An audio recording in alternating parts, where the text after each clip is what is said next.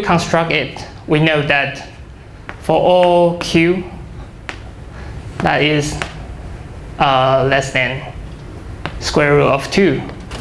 So apparently, this is bounded above, right? Because it's not going to pass the square root of 2 here. However, we cannot find elements in Q that has the least upper bound, which is satisfied these equations. So the last part of it is important. L has to be in X.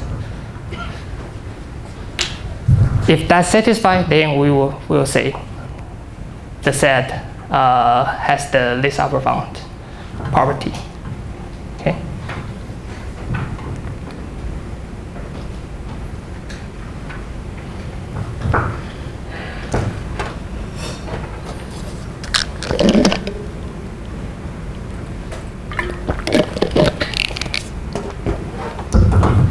Right.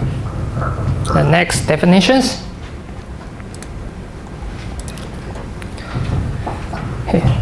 The next one is the order field. An order field is an ordered set with two operations, which is additions and multiplications, and satisfy some field axiom. I didn't put it directly here, but you can check the reference here. And yeah, because I put it here because I'm going to use the turned field later, so I just put it here, but it's not quite related to the definitions I just mentioned. Okay. Right.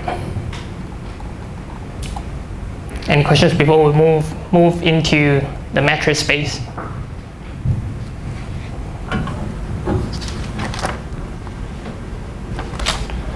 Right.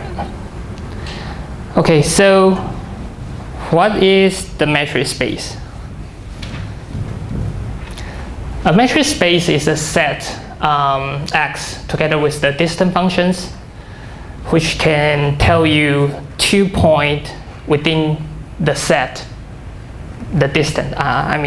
Which that function is going to tell you the distance between 2 points within that set. Okay. And the distance functions should satisfy the three properties here.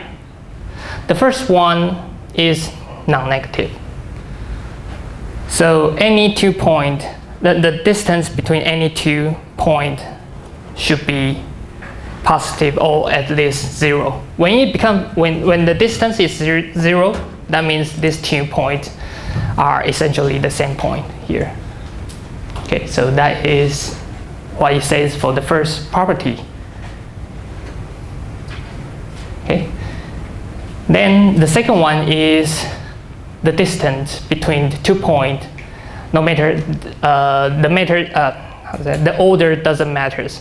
You measure the distance between me and TA, and the distance between TA and me. That should be equal.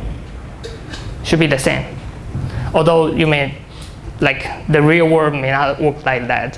For example, like I treat you as a friend and you didn't treat me as a friend. So that's just one complicated stuff in human society, right?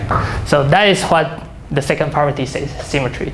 So when you have like 2 points, no matter how you measure it, the distance should be the same. Okay. Then third is the triangle inequality, which is quite important because when you write down the proof, then you often will use this inequality. Okay, and let me draw a graphical explanation of it.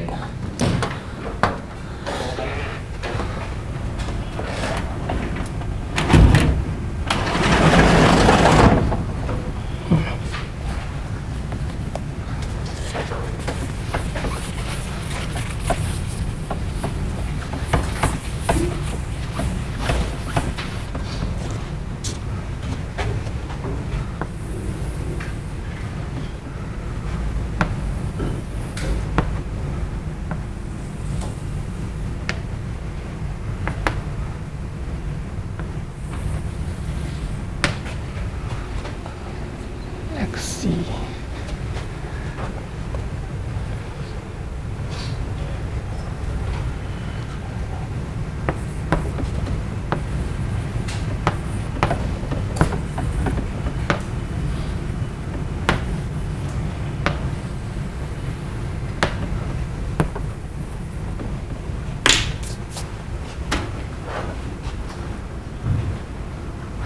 Okay, so you can imagine in a circle, and we have 3 points x, y, z here. The distance between x and z here is what? Is r, right? And the distance between x, y is r as well. And here, the distance between y and z is larger or equals to 0. So in this graph, you can easily see that that satisfied the triangle inequality here. Okay. Right, and this is the matrix we are going to use a lot, which is Euclidean matrix, and I believe you also familiar with that. Says that in a plane or like in a Rn systems, how are you going to measure the distance between 2 points by using Euclidean matrix?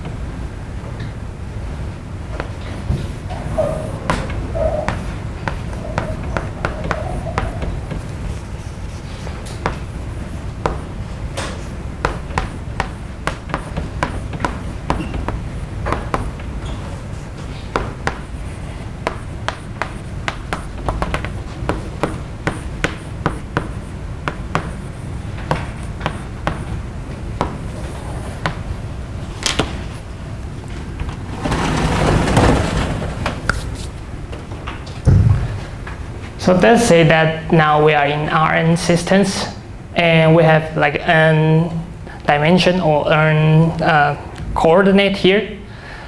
To calculate the distance between these 2 points, you first calculate the differences in each coordinate and put it in squares here, and then sum them up and take the root, the square root. Okay, that's how I put it directly here.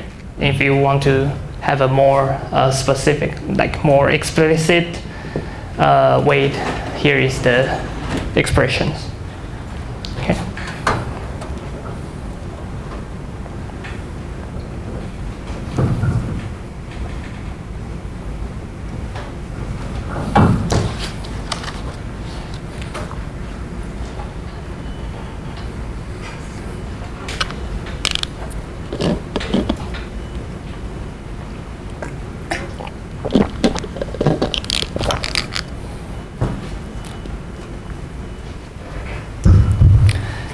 Any questions before we move to the convergence? Cool. Okay. Then we are going to formally define the concept of convergence. So a sequence sequence in the metric space xd here converge to a point in x if for every positive distance epsilon over there exists a natural number big N here, such that for any I guess I should say like for all elements after that big N, it falls within the distance between that convergent point and that sequence. So what does that mean?